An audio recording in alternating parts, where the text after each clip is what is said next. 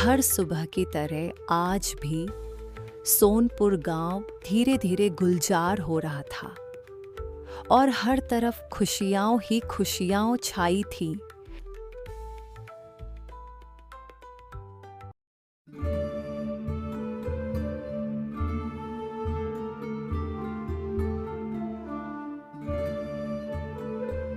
सोना, जिसकी चमक ने हमेशा लोगों को लुभाया है, लेकिन जब इसी सोने में मिल जाए लालच की मिलावट, तो न केवल उसकी कीमत गिरती है, बल्कि रिश्तों, भरोसे और जिंदगी की असली चमक भी मिट जाती है। ये कहानी है एक गांव के मशहूर सोनार श्याम दास की, जिसका लालच उसे कहां से कहां ले गया। गांव के बीचों बीच थी श्याम दास की सोने की दुकान, श्याम दास ज्वेलर्स। हर कोई कहता था उसके हाथ में जादू है, जो बनाए वही बिक जाए।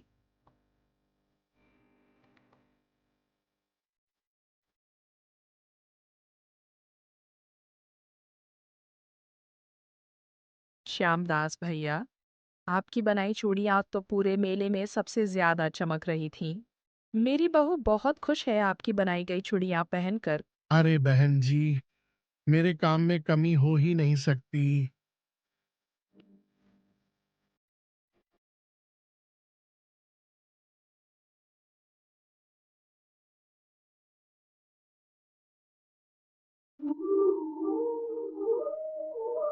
एक दिन उसका दोस्त मधुकर उसकी दुकान पर आता है।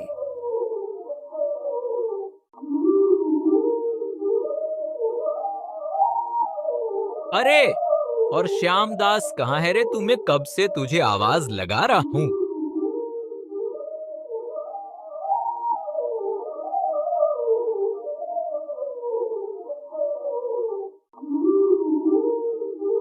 कौन है?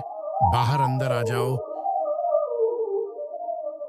श्याम, अरे श्याम, मैं हूँ मधुकर। अरे आओ मधुकर, तुम तो काफी दिनों बाद आए हो।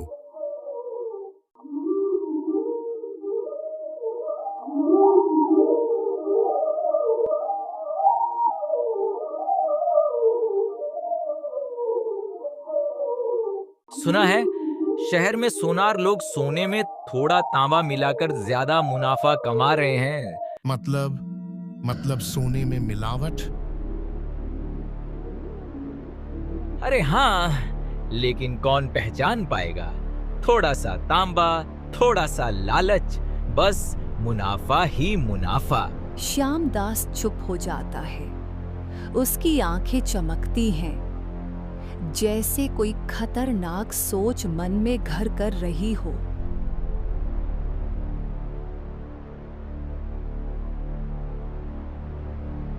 तांबा मिलाना मतलब धोखा देना, लेकिन मुनाफा गांव वालों को क्या पता चलेगा?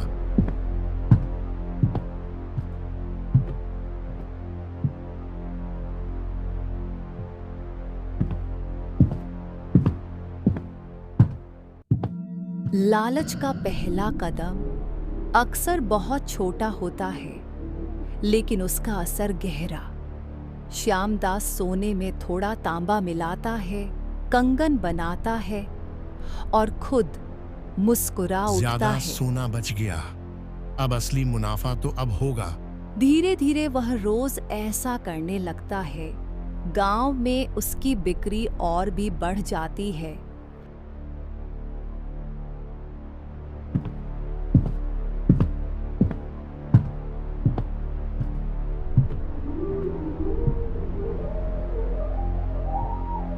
श्यामदास, मेरी बेटी की शादी में पूरे गांव के सामने तेरे बनाए गहने पहनने हैं।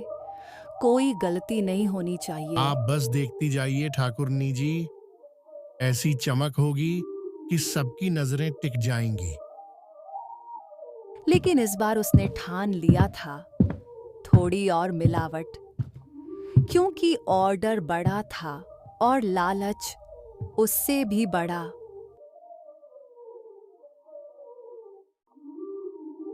ठाकुरनी की बेटी शादी में श्यामदास के बनाए गहने पहनती है।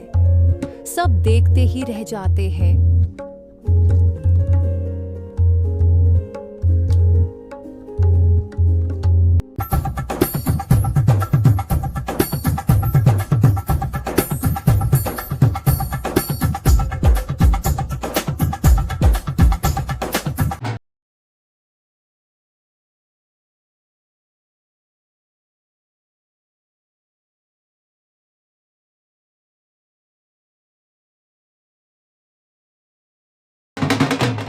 जिस चमक पर वो इतरा रहा था, वही चमक अब उसका चेहरा नोचने वाली थी। अचानक दुल्हन की चूड़ियां और हार टूटने लगते हैं। धातु की परत उतर जाती है। लोग चौंक जाते हैं। अरे ये तो नकली लग रहा है। क्या ठाकुरनी को भी धोखा दे दिया? ये तो सोना नहीं लग रहा। ठाकुरनी गुस्से में श्याम दास की तरफ देखती है।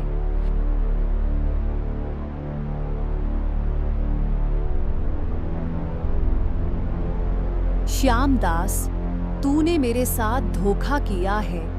पूरे गांव के सामने मुझे अपमानित किया है। श्यामदास, तू वो था जिस पर गांव भरोसा करता था और तूने ही उस भरोसे की कीमत घटा दी।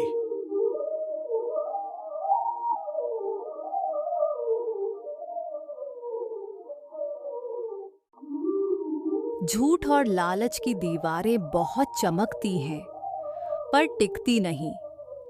मुनाफे के लिए मैंने अपना नाम, अपनी इज्जत सब खो दिया। गांव वाले उसकी दुकान बंद कर देते हैं। लोग मुंह फेर लेते हैं।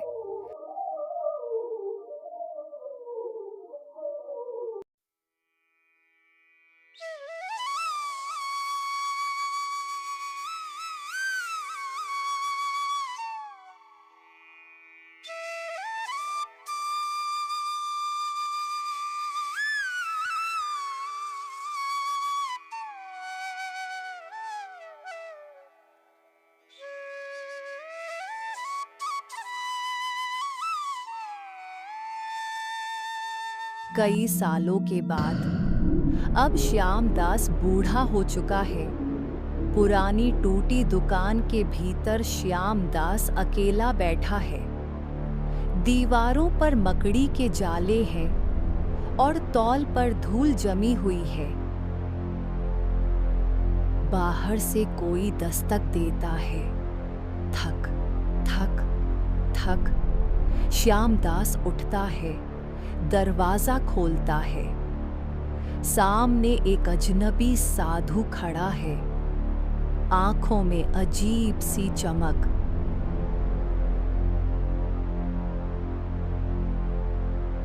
पहचाना मुझे? श्याम दास कुछ देर तक देखता रहता है। फिर उसकी आंखों में जैसे कोई पुरानी याद जागती है।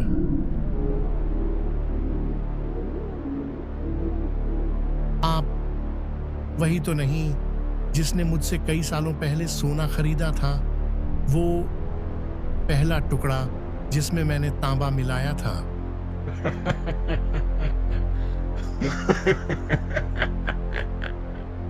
लालच का बीज जो तूने बोया था अब पेड़ बन चुका है, लेकिन हर पेड़ फल नहीं देता। कुछ सिर्फ तू परछाइयां छोड़ते हैं। मैंने सब मान लिया, सब खो दिया। अब और क्या बाकी है मुझ में लेने को?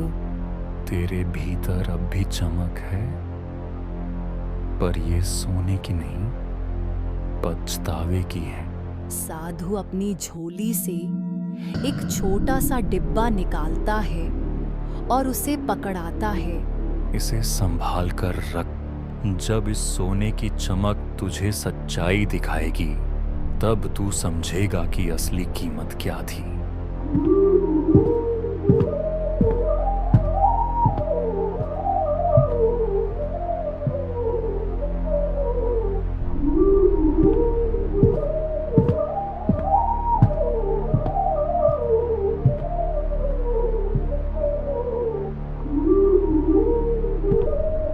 अंदर एक सोने का टुकड़ा है, वही जो उसने सालों पहले तांबा मिलाकर बनाया था। वो उसे उठाता है। अचानक उस पर से धातु की परत खुद ब खुद उतरने लगती है और भीतर से सिर्फ एक दर्पण निकलता है जो उसका चेहरा दिखा रहा है।